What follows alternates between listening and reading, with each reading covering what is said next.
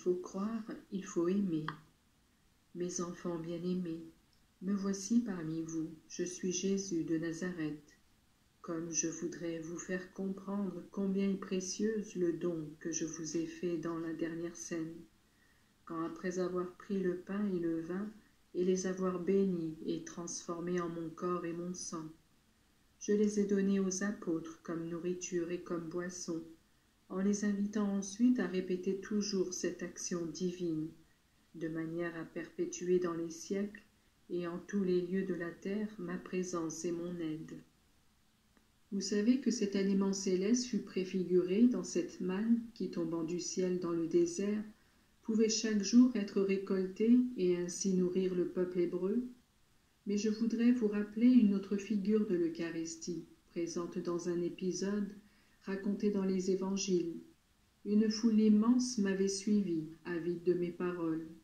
Elle avait vu des guérisons et des conversions, et elle s'était enthousiasmée au point d'oublier nourriture et repos. On était désormais à la tombée du jour, et les apôtres s'approchèrent de moi pour m'inviter à congédier ce monde, afin qu'ils puissent aller dans les villages s'acheter à manger. J'ai dit aux apôtres de m'apporter leurs réserves, qui s'élevaient à 5 pains et 2 poissons. Je les ai bénis et les ai partagés en morceaux. Et après avoir donné l'ordre à la foule de s'installer par groupe de 50, j'invitai les apôtres à distribuer ces pains et ces poissons. À eux seuls, les hommes étaient 5000, et il y avait aussi les femmes et les enfants, et tous purent manger à satiété. Bien plus, il en resta 5 paniers. Mes enfants, une autre multiplication de pain advient chaque fois que se célèbre la Sainte Messe, et le miracle est encore plus grand, puisque ce n'est pas un pain fait de farine qui se multiplie, mais le pain vivant descendu du ciel. C'est moi qui me rends présent dans chaque hostie consacrée, pour nourrir tous ceux qui veulent me recevoir. Ce qui se multiplie, c'est la présence et la substance de celui qui a promis. Celui qui mange ma chair et boit mon sang aura la vie éternelle.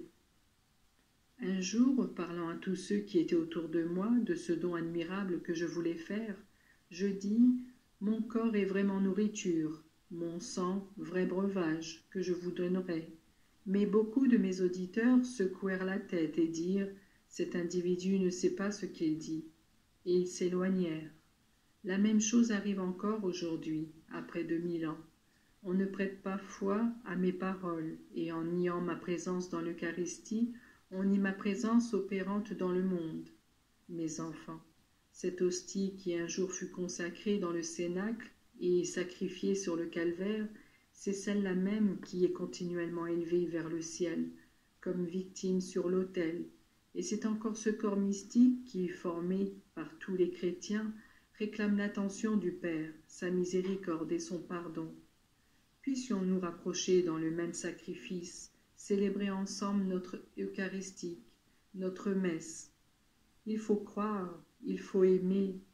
Si votre foi et votre charité ne sont pas profondes, vous agirez tout seul et vos actions ne porteront pas de fruits. Qu'est-ce que les apôtres auraient pu faire avec ce peu de pain et de poisson? C'était une quantité qui aurait à peine suffi pour eux. Vous aussi, vous êtes insuffisants pour accomplir le bien si vous ne faites pas intervenir l'action de Dieu. Ce que vous possédez est limité et très imparfait. Mes enfants, sachez faire de l'Eucharistie le pain quotidien et faites en sorte qu'à son contact se réveillent en vous les saints désirs que de nombreuses fois vous avez conçus et qu'ensuite vous avez négligés et oubliés. Que le souvenir de votre première communion vous fasse revivre cette pureté et cette bonté que vous lui avez apportée. De nombreuses fois dans la vie adviennent des changements, soudains ou graduels, qui mènent en dehors de la route. Eh bien, il y a certains souvenirs qui, rappelés à la mémoire et qui font l'objet de réflexions plus profondes, aident à retourner sur ses propres pas. Soyez comme ces crieurs qui, en des périodes déterminées de l'année, vont à travers les rues et avec leurs chants réveillent le souvenir d'événements qui risqueraient d'être oubliés. Soyez ceux qui réveillent les autres, tandis que vous revivez les dates les plus importantes de votre vie. Mes enfants, L'Eucharistie est le gage de la vie éternelle. Sachez en user bien et apporter à chaque communion ces vertus que vous avez apportées à la première communion et que vous voudriez apporter à la dernière. Le viatique sera pour vous la douce rencontre pour la fusion définitive dans l'amour.